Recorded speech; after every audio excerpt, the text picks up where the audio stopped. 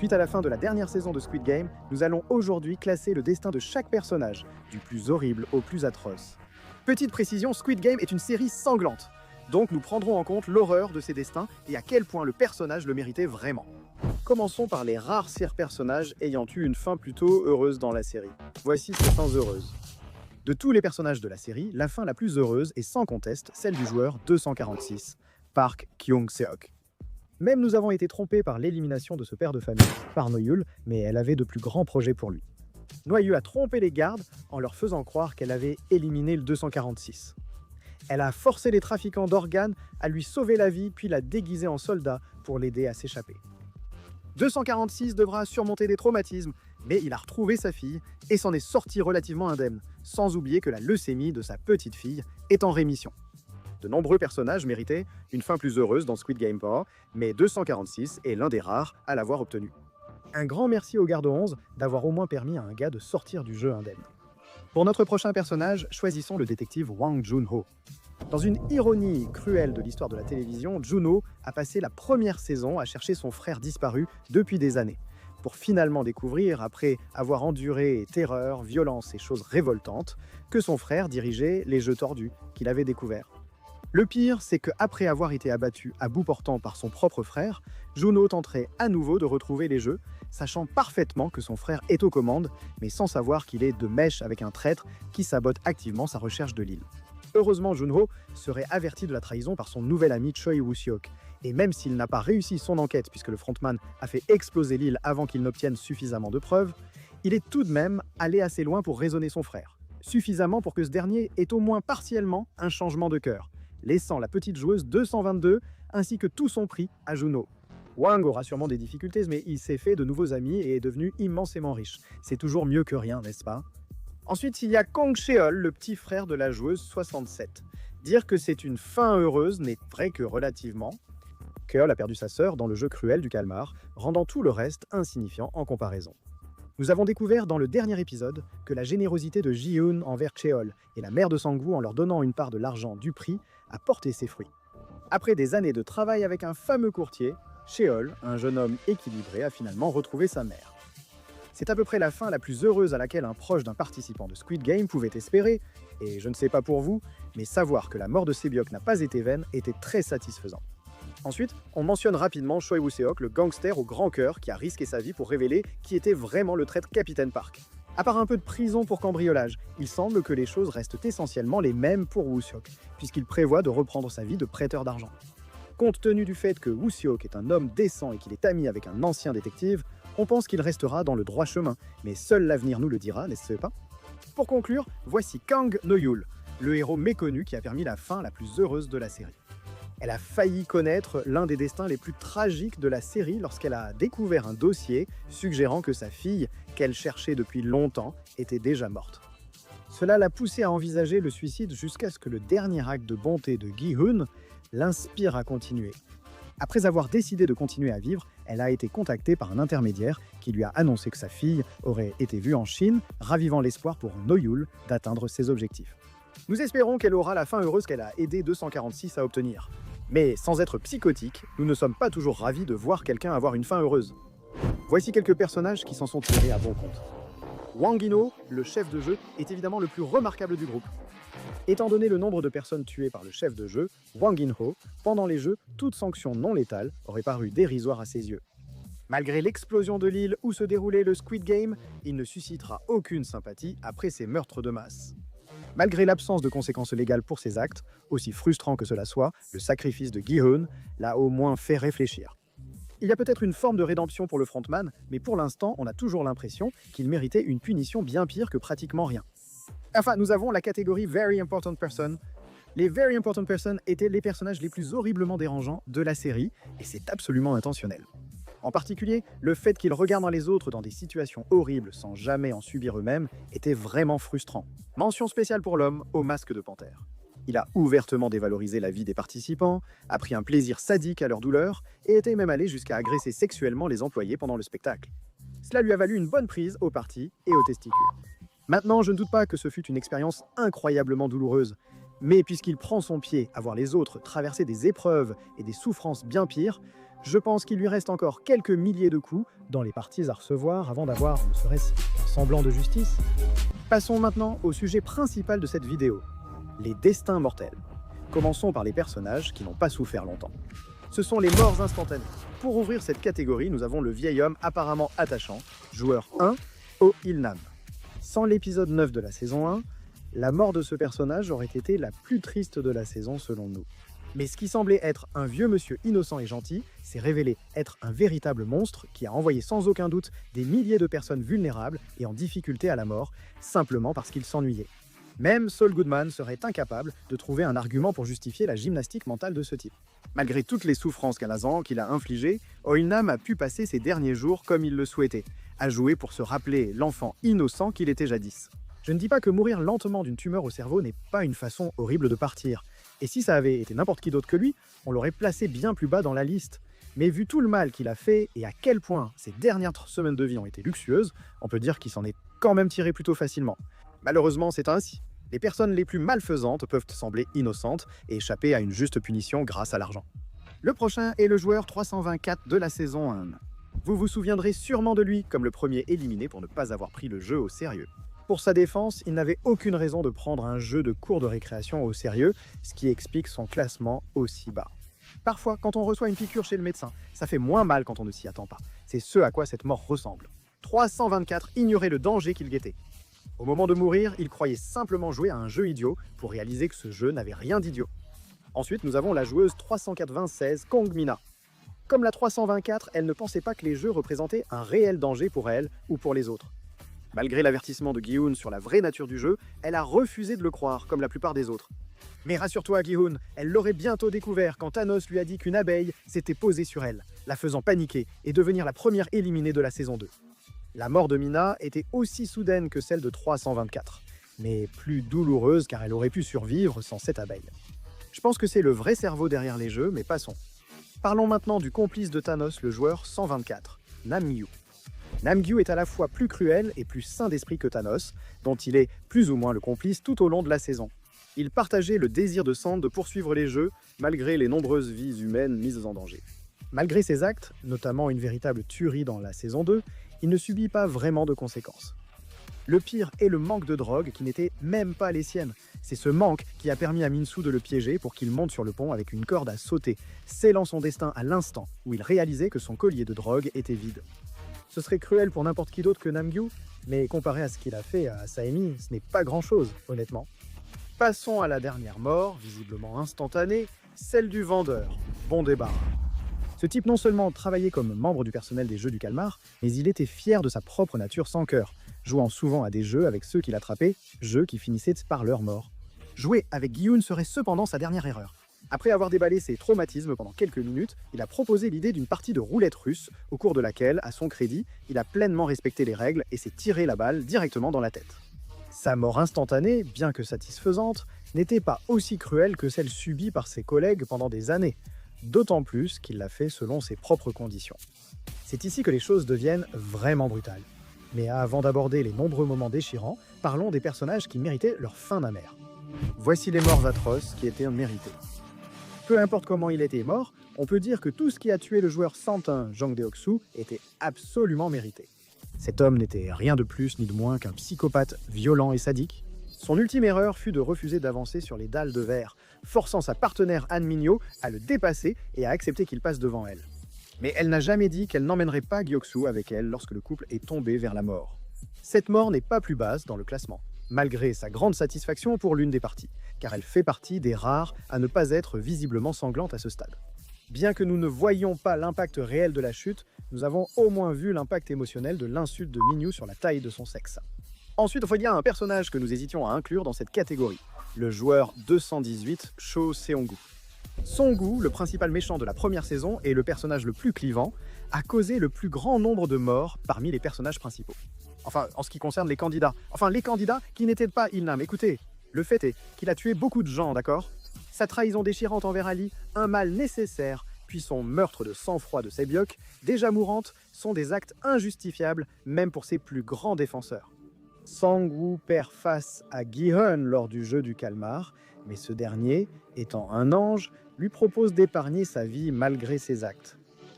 Incapable de se pardonner, Sang-woo se poignarde au cou là où il avait tué Sae-byok, menant à une mort pas trop atroce, lui laissant le temps de supplier Ji-eun de prendre soin de sa mère âgée. Bien que parti selon ses propres conditions, cela reste sans conteste l'une des morts les plus sanglantes de la première saison. Ensuite, nous avons un autre personnage dont nous ne sommes pas tout à fait sûrs de vouloir le mettre ici. Le joueur 388, Kang Dae-ho. Soyons clairs, on l'avait dit. 388 feignait d'être un marine depuis le début. Nous compatissons à sa lutte évidente contre le syndrome de stress post-traumatique, car je suis presque sûr qu'il ne simulait pas cette crise de panique. Mais son manque d'honnêteté et son incapacité totale à assumer ses responsabilités ont coûté de nombreuses vies à l'équipe de Ji-eun. Se faire étrangler à mort par un Ji-eun enragé a dû être une mort douloureuse, même si elle était un peu méritée. Parlons maintenant de Byung-gi, le joueur 111, le personnage qui m'a le plus souvent poussé à détourner le regard de l'écran. C'était le fameux docteur de la saison 1 qui aidait le personnel à prélever les organes des joueurs mourants en échange d'informations sur les prochains jeux. C'est un acte d'une dépravation incroyable qui a ajouté au stress du 111 un sentiment de culpabilité et un manque de sommeil important. Après une procédure particulièrement difficile, les gardes lui disaient qu'il n'avait aucune information sur le prochain jeu, ce qui poussait 111 à craquer et à menacer de tous les tuer s'ils ne trouvaient pas les informations qu'il voulait, ce qui, au final, ne menait à rien. Cela mènerait à ce que Byung-gi soit tué par un homme en rose et pendu comme une décoration de Noël, ce qui n'était probablement pas son but. Parlons maintenant du joueur numéro 333, Lee Myung-gi. Eh bien, on peut vraiment parler d'une chute de grâce et aussi d'une chute, tout simplement une chute. Nous avions un peu de sympathie pour Myung-gi, qui a dû regarder la femme qu'il aimait se suicider. Mais cela s'est envolé lorsqu'il a décidé de planifier le meurtre de son propre bébé pour ne pas avoir à partager son argent. Bien qu'une chute mortelle soit trop clémente pour un tel monstre, il a dû faire face à son destin, suspendu à la veste Ji-eun jusqu'à ce qu'elle se déchire. Ainsi, la chute de la valeur du Bitcoin n'est que le deuxième événement le plus tragique dans la vie de Myung-gi. Il est enfin temps de parler du personnage dont nous attendions la mort avec le plus d'impatience, le joueur Saint, Im Jong-dae. Après avoir passé tout son temps à l'écran à rallier les autres joueurs pour continuer les jeux, espérant ouvertement que plus de gens meurent afin de remplir encore plus ses poches déjà bien garnies d'argent ensanglantées, le joueur Saint n'a rencontré son créateur que dans l'avant-dernier épisode. Après avoir essayé de marchander avec Gi-eun pour qu'il puisse tuer un véritable nourrisson, une bagarre a éclaté entre tout le groupe, ce qui a entraîné la chute de tous ses acolytes, à l'exception de celui que Jong-dae a laissé comme casse-croûte pour la prochaine tour. Ce type était une ordure lâche jusqu'au bout, et le voir supplier pour sa vie avant de se faire éclater la cervelle sur le trottoir à la dernière seconde était extrêmement satisfaisant. Et ça vient de quelqu'un qui n'aime même pas le gore la plupart du temps. Un autre joueur qui a tout fait sauf demander carrément la mort, le joueur 44, Seolniol. Si un personnage correspondait à l'expression « beaucoup de bruit pour rien », c'était bien 44, 4. Elle a menti en prétendant être une chamane dotée de dons divins, avec un tel ego surdimensionné qu'elle insultait quiconque osait remettre en question ses pouvoirs. Mais cela ne durait que jusqu'à ce qu'on s'oppose à lui d'une façon ou d'une autre. Ses paroles ont fini par se retourner contre elle quand elle a humilié Min-soo lors d'un mauvais trip, ce qui l'a poussé à la poignarder pour assurer sa place au prochain tour. J'imagine que son œil magique tout-puissant devait cligner à ce moment-là, je ne sais pas. Et on ne peut pas oublier le joueur légendaire 230, Thanos. Bienvenue dans l'univers de Thanos, un narcissique psychopathe absolu, qu'on l'apprécie ou non. Que se passerait-il si 324 était à la fois sadique et suffisamment charismatique pour bien réussir dans la compétition? Mais il a fait une erreur fatale en harcelant Min-soo dans les toilettes pour avoir voté pour stopper les jeux. Cela mènerait à une bagarre générale entre lui et 333, et alors que Thanos étranglait presque à mort son ennemi juré crypto-youtubeur, une SPORK lui fut plantée dans la gorge, le laissant en vie assez longtemps pour répandre son sang sur son meurtrier et ramper après lui dans une vaine tentative de vengeance. Se transformer en poussière soudainement ne semble pas si terrible, n'est-ce pas? Profitez de la satisfaction d'avoir vaincu ce méchant. Cette catégorie est réservée aux personnages qui ont connu une mort aussi brutale qu'ils méritaient. Ce sont des morts atroces et tragiques. Pour débuter cette catégorie, un personnage que nous avons failli inclure dans la précédente, mais la mort du joueur 7 Park Young-sik a été parmi les plus vicieuses d'une saison particulièrement brutale. La seule raison pour laquelle Young-sik aurait pu mériter la mort est ses tentatives désespérées pour rester en vie. Trop lâche pour tuer des adversaires en plus fort et pas assez vil pour tuer sa mère, Young-sik a ressenti le besoin d'assassiner Jun-hae, qui venait d'accoucher, afin de sauver sa propre peau. Dans un retournement tragique, Young-sik serait arrêté par un coup de couteau dans le dos donné par sa propre mère. Il s'excuserait sincèrement alors que sa vie s'éteignait. Cette mort gagne en brutalité avec les cris horrifiés de sa mère pendant son exécution hors champ par les gardes. Bien que Young-sik ne méritait peut-être pas de gagner ce tour, il ne méritait assurément pas une fin aussi cruelle et déchirante. Ensuite vient la joueuse 212 Han Min-yo. Techniquement, la mort de 212 a déjà été abordée, étant similaire à celle de Joksu. La différence, c'est qu'au lieu d'être éliminé en pleurnichant comme un bébé, Min-yo a eu le cran de s'agripper à son ancien amant et de servir d'encre pour l'entraîner dans les abysses de l'enfer, ou du moins jusqu'au sol. Bien que la chute de cette hauteur aurait probablement suffi à tuer Han Min-yo sur le coup, et que sa mort était son propre choix, elle ne méritait pas de mourir. Grossière et manipulatrice, mais pas mauvaise, elle a sacrifié sa vie pour éliminer la personne la plus répugnante de la compétition. Je ne dis pas que Han Min-yo est une pure victime de circonstances tragiques, mais je dis qu'il y a une raison pour laquelle elle a mérité cette page de héros sur le wiki. Vas-y ma grande, c'est certainement la mort la moins sanglante que vous verrez à partir de maintenant, mais nous devons mentionner la mère de Gi-hun, Oh Mal-sun. La mort de la mère de Gi-hun, mentionnée plus tôt, a été un facteur décisif dans son retour au Squid Game. Malgré tous ses efforts, il l'a retrouvée décédée chez eux, prouvant qu'une mort n'a pas besoin d'être sanglante pour être d'une brutalité absolue. Pensez-y, Gi-hun s'est donné un mal fou pour obtenir l'argent dont sa mère avait besoin pour son traitement, pour que tout son traumatisme et sa douleur semblent finalement vains, lorsque sa mère n'a même pas survécu à la semaine. Son diabète était si grave que les médecins envisageaient une amputation du pied, donc nous doutons que sa mort fut rapide et sans douleur malheureusement.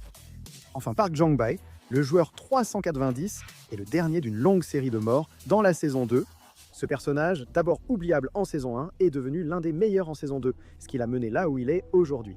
Il a traversé toutes les épreuves et tribulations du Squid Game, même si, il faut l'admettre, il a reçu beaucoup d'aide d'un allié expérimenté, et il s'est finalement fait abattre juste au moment où il s'apprêtait à prendre d'assaut le quartier général, comme un dur à cuire avec son pote. Bien que la mort de Jong-bae ait été assez rapide, abattu à bout portant en plein cœur, son regard de désespoir rend vraiment la scène bouleversante. Et les cris d'angoisse de Gi-hun ne rendent pas les choses plus faciles à supporter. La joueuse 240, Ji-young, n'a pratiquement pas besoin d'être présentée. Cette entrée n'a pratiquement pas besoin d'être présentée.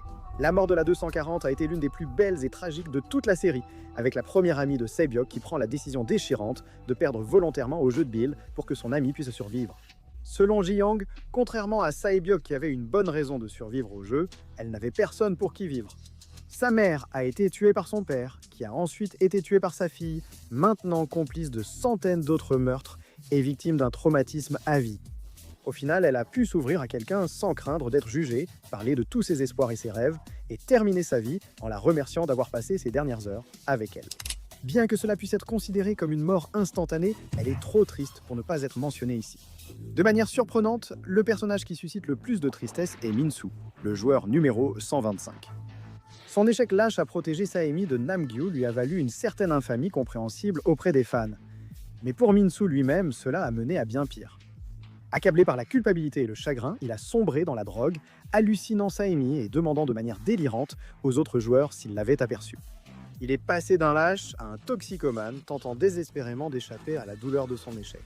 Lorsque 333 l'a éliminé lors du jeu final, il l'a simplement accepté. Au moins, Min-soo a finalement pris la main de Sae-mi. Ce n'était qu'une hallucination, et plusieurs jours trop tard. Nous avons peu de nouvelles informations à partager sur la joueuse numéro 95, Kim Young-mi, pour des raisons évidentes. Proche amie de Yoon-joo, au point de l'appeler même Uni, Young-mi se distinguait par sa gentillesse absolue, et, comme toute personne raisonnable, voulait simplement sortir d'ici au plus vite. L'anxiété visible de Young-mi face à sa situation a rendu sa mort encore plus douloureuse. Elle était si proche de survivre, jusqu'à ce que 333 prenne sa place dans la pièce, après une séparation accidentelle du groupe, menant à l'une des morts les plus déchirantes de la saison.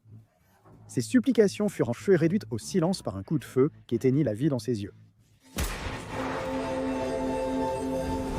Oui, et nous ne sommes même pas encore dans le top 5. Parlons maintenant de la première victime de la saison 2, Monsieur Kim. Même en dehors de l'arène principale du jeu du calmar, certains hauts placés ne peuvent résister à l'envie de jouer à des jeux mortels avec des victimes malchanceuses. L'homme en costume capture Monsieur Kim et Woo-seok alors qu'ils le suivaient. Il les force à jouer à pierre-feuille-ciseaux -1, où le perdant doit jouer à la roulette russe.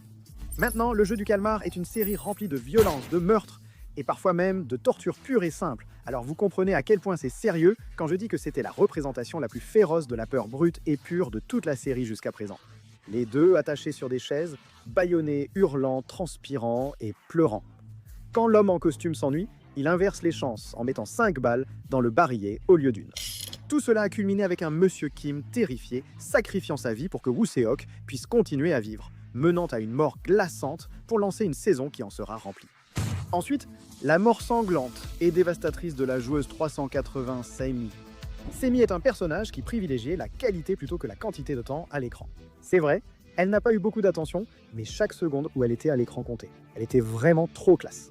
Prendre Min-soo sous son aile parce qu'elle lui faisait confiance était génial et ils partageaient une véritable amitié. Malgré l'abandon de Min-soo lors du jeu de socialisation, elle était disposée à lui accorder une seconde chance quand il a voté pour arrêter les jeux après ce tour. Malheureusement, Min-soo allait échouer à ce moment-là. En voyant Saemi lutter contre 124 dans un combat à mort, il a tenté désespérément d'intervenir en laissant tomber une bouteille en verre sur son agresseur, mais en vain. Il a abandonné. Sa peur était compréhensible, mais le voir détourner le regard pendant que son unique ami se faisait poignarder à mort violemment. C'était révoltant et déchirant. Pour ajouter à la tristesse, on montre un gros plan de son cadavre après coup. Et il décide de montrer une hallucination de son cadavre dans la saison 3. Je comprends les gars, il va falloir que je choisisse mes personnages préférés avec plus de soin. La mort de Cho Yoon-ju, le joueur 120, nous a montré que cette saison ne retenait rien. En un temps record, je suis passé de « tu vas chercher les autres », non ? Ah, elle fait demi-tour, fait demi-tour, fait demi-tour. Yoon-ju, meilleure joueuse de la saison 2, était bien partie pour l'être aussi dans la saison 3, protégeant Gyeongja et Junhae au péril de sa vie. Quand elle a réussi à trouver la sortie avant les autres, elle a laissé passer une occasion facile de gagner le jeu pour finalement être poignardée dans le dos par Myung-gi et mourir presque instantanément. Yoon-ju s'est constamment efforcée de protéger les joueurs vulnérables pour finalement être éliminée au seul moment où elle n'était pas prudente, tout ça parce que 333 avait faim d'argent. Nous l'avons classée aussi haut simplement parce que c'était vraiment triste, sans raison complexe. De manière surprenante, juste en dehors du top 5 se trouve la joueuse 67, Kong Se-byok. Même si l'on ignore le fait que Se-byok a eu l'une des vies les plus difficiles jusqu'à son arrivée dans le jeu, étant une transfuge de Corée du Nord qui essayait simplement de réunir sa famille dans le Sud, sa mort était tout simplement une véritable tragédie, même comparée à celle de ses pères. Après toute une saison de douleur, de traumatisme, de chagrin et d'efforts acharnés, Se-byok a atteint l'avant-dernier tour. Mais pas avant d'avoir été poignardé par un éclat de verre à cause du pont de dalle de verre explosif, ce qui était évidemment totalement nécessaire de la part du concepteur. Elle a perdu beaucoup de sang dans l'accident, se soignant juste assez pour survivre. Ce n'est que lorsque Ji-yoon lui a demandé si elle allait bien qu'elle aurait pu recevoir des soins médicaux. Malheureusement, Gi-yoon a laissé seule la fille condamnée pour chercher de l'aide. Seong-gu a alors saisi l'occasion de la tuer. En réalité, Se-byok coche toutes les cases des morts les plus tragiques de la liste.